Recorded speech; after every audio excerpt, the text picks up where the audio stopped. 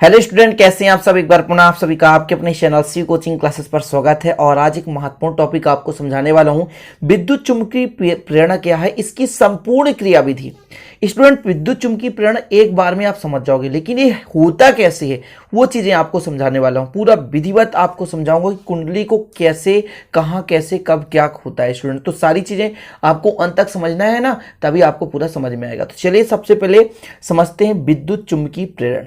प्रेरण का मतलब होता है स्टूडेंट, जैसे आपके पास कोई टीचर है, आपको प्रेरित करें और आप पढ़ने लग जाएं। मतलब किसी टीचर के कारण, उनके प्रेरण से, उनके मार्गदर्शन से आपके पढ़ाई में क्या हो जाए, ग्रोथ हो जाए, है ना, आप पढ़ने लग जाएं। तो एक प्रकार से आप प्रेरित हो जाते हैं। उसी प्रकार स्टूडेंट, जैसे आपके पास कोई चुंबक है, उस चुंबक को किसी चालक तार के पास लाते हैं, उस चुंबक के कारण उस चालक तार पर चुंबकत्व का गुण उत्पन्न हो जाए, तो यही तो प्रेरण है, यही तो विद्युत चुम्बकीय प्रेरण है। मतलब एक के कारण दूसरे पर चुंबकत्व का गुण उत्पन्न होना ही चुंबकीय प्रेरण कहलाता है। ठीक है, चीजें समझ गए, थोड़ा सा लॉजिक समझें, बेसिक समझें। प्रेरण का मतलब होता है किसी के कारण किसी दूसरे में कुछ न कुछ गुण उत्पन्न हो जाए। आप किसी काम को करने जा रहे हैं, लेकिन आपका दोस्त एक अच्छा सा आपको राह दिखाए और कह दे कि भैया आप इस काम को करो, इससे आप सफलता मिलेगी आपको, आप सफल हो जाओगे, तो आप प्रेरित हो जाओगे, उस काम को करोगे। उसी प्रकार से चुंबक भी चालक तार पर चुंबकत्व का गुण उत्पन्न कर देता है, प्रेरण की क्रिया कहलाती है। तो स्टूडेंट समझिएगा, जैसे आपके पास एक बंद लूप है और ये चुंबक है, तो जब स्टूडेंट एक बंद लूप और एक चुंबक के बीच अपेक्षिक गति होती है, मतलब इस चुंबक को पास ले जाएं, दूर ले जाएं, तो यही तो अपेक्षिक गति होती है। तो उस बंद लूप में ध्यान दीजिए, इस बंद लूप में एक विद्युत धारा बहने लगती है, जिस धारा को हम प्रेरित धारा कहते हैं। यहां से ये धारा हम विक्षेपित करते हैं, तो इस बंद लूप में एक धारा बहने लगती है, जिसे प्रेरित धारा कहते हैं। और आगे लिखना है कि जिस विद्युत वाहक बल के कारण प्रेरित धारा प्रवाहित होती है, कुछ ना कुछ तो यहां पर प्रेरित धारा होने का कारण भी होगा। तो एक विद्युत वाहक बल है, समझ रहे हैं ना, जिसके कारण से इस पे धारा प्रवाहित हो रहा है, उस विद्युत वाहक बल को प्रेरित विद्युत वाहक बल कहते हैं स्टूडेंट। और इस घटना को हम क्या कहते हैं, विद्युत चुम्बकीय प्रेरण कहते हैं। कुल मिलाकर के एक कुंडली है और एक चुंबक है, इनके बीच अपेक्षिक गति होती है, और अपेक्षिक गति के कारण स्टूडेंट इसमें प्रेरित धारा उत्पन्न होता है। मतलब एक प्रकार से यहां पर विद्युत वाहक बल के कारण प्रेरित धारा उत्पन्न होता है, तो उसे हम प्रेरित धारा कहते हैं, और जिसके कारण उत्पन्न होता है उसे प्रेरित विद्युत वाहक बल कहते हैं। और यह संपूर्ण घटना स्टूडेंट विद्युत चुम्बकीय प्रेरण कहलाती है। विद्युत चुम्बकीय प्रेरण तो समझ गए होंगे कि एक चुंबक है, कुंडली है, इनके बीच अपेक्षिक गति होता है, और इस अपेक्षिक गति से स्टूडेंट एक आपके पास जो वृत्ताकार बंद लूप है ना, उस लूप पर धारा बनने लगती है। यही घटना स्टूडेंट क्या कहलाता है, विद्युत चुम्बकीय प्रेरण कहलाता है। अब इसको प्रेरण को समझने के लिए अपन क्या करते हैं, जैसे एक चालक तार ले लेते हैं, इसी को समझ लेते हैं, और ये आपके पास एक चुंबक है, इसको दूर ले जाएंगे तो भी इसमें कुछ ना कुछ घटना होगी, इसको पास लाएंगे तो भी कुछ ना कुछ इसमें घटना होगी। तो वो चीजें आपको क्रम से समझना है। तो सबसे पहले स्टूडेंट पहला नंबर मैं आपको बताना चाहता हूं, फर्स्ट कंडीशन का ही डायग्राम है कि जब स्टूडेंट चुंबक एन, जैसे आपके पास चुंबक है, चुंबक के एन ध्रुव को कुंडली के पास ले जाते हैं, तो स्टूडेंट जो धारा मापी है उसमें विक्षेप होता है। जैसे यहाँ पे एक धारा मापी है, इसमें क्या हो रहा है, विक्षेप हो रहा है। मैं क्या कह रहा हूं, जब चुंबक के एन ध्रुव को कुंडली के पास लाते हैं, तो इसके धारा मापी में, है ना, क्या होता है, विक्षेप होता है। मतलब धारा मापी की दिशा में विक्षेप होता है। विक्षेप का मतलब स्टूडेंट हिलना डुलना, समझ रहे हैं। जैसे मान लीजिए घड़ी का कांटा है, उसी प्रकार से धारा मापी का कांटा लगा हुआ है। जैसे हम चुंबक को धारा मापी कुंडली के पास लाते हैं, तो उसमें क्या होता है, विक्षेप होता है, समझ रहे ना। तो जब हम एक आपके पास चुंबक है, चुंबक के एन ध्रुव को कुंडली के पास ले जाते हैं, तो धारा मापी में एक दिशा में विक्षेप होता है। क्लियर, जैसा कि डायग्राम आप देख सकते हैं, धारा मापी में क्या होता है, विक्षेप होता है। अब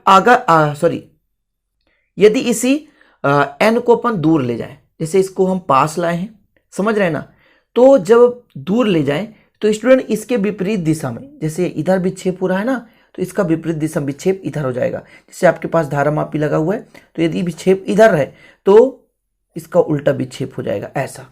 यदि हम क्या कह रहे हैं, पहले हमने क्या कहा कि आपके पास एक चुंबक है, चुंबक को कुंडली के पास लाते हैं तो इसमें विक्षेप होता है। जी हाँ, एक दिशा में विक्षेप होता है।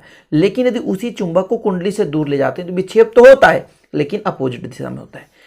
दूसरा कंडीशन हो गया।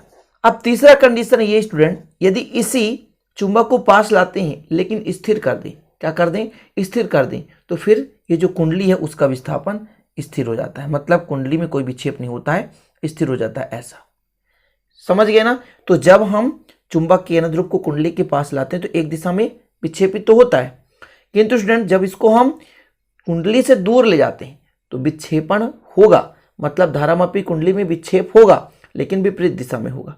ठीक है स्टूडेंट, दिशा बदल जाती है। और यदि हम इसको लाते हैं और स्थिर कर देते हैं तब धारामापी में कोई विक्षेप नहीं होता। 3 कंडीशन समझ गए। इतना तो आशा करता हूं कि आपको समझ में आ गया होगा कि एक आपके पास चुंबक है, चुंबक के n ध्रुव को कुंडली के पास लाते हैं तो धारामापी में विक्षेप होगा। जी हाँ, यदि दूर ले जाएंगे तो विपरीत दिशा में विक्षेप होगा। ठीक है, और यदि रोक देते हैं तो धारामापी में कोई विक्षेप नहीं होता, चुंबकीय सुई स्थिर अवस्था में हो जाती है।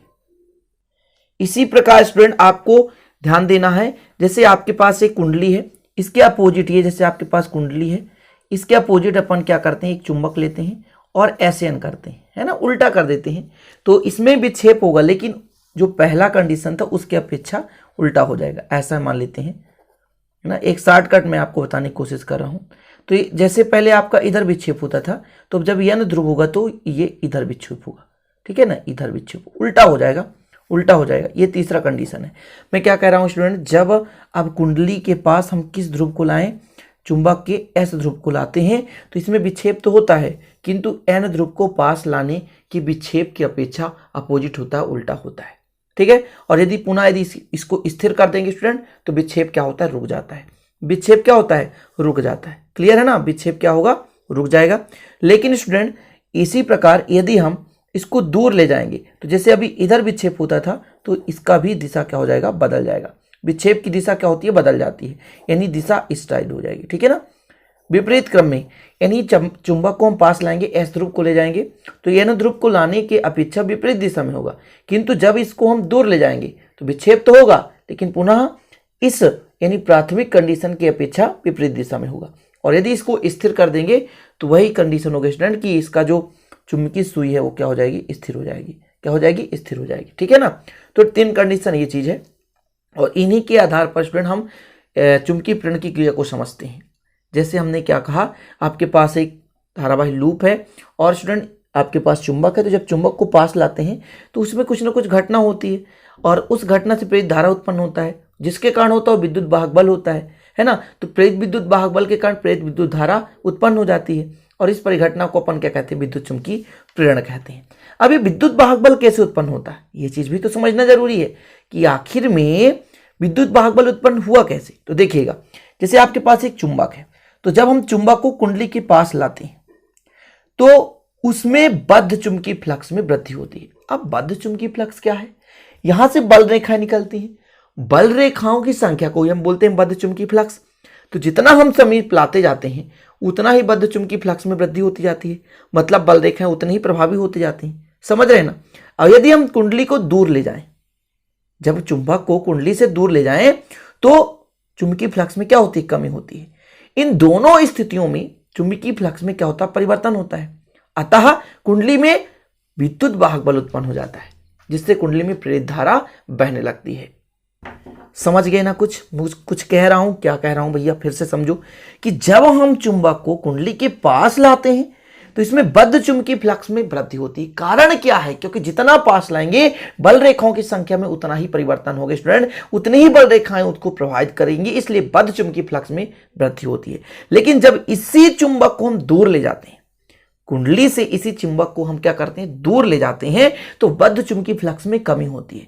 दोनों कंडीशन में चुंबकीय फ्लक्स के मान में परिवर्तन होता है, जिसके कारण से प्रेरित विद्युत वाहक बल उत्पन्न होता है और इसी प्रेरित विद्युत वाहक बल के कारण स्टूडेंट चुंबक में धारा बहने लगती है। समझ रहे ना।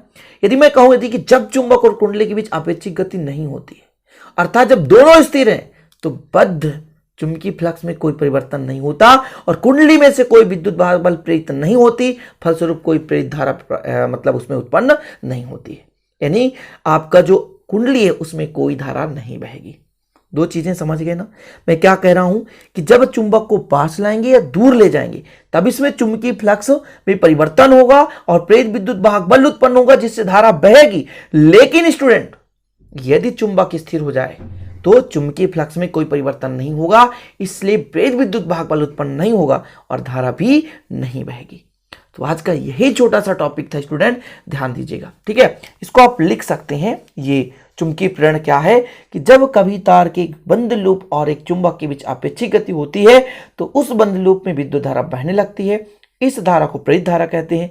जिस विद्युत वाहक बल के कारण प्रेरित धारा प्रवाहित होती है उसे प्रेरित विद्युत वाहक बल कहते हैं। यह परिघटना चुंबकीय प्रेरण कहलाती है, ठीक है ना। ये चीजें क्लियर हो गया।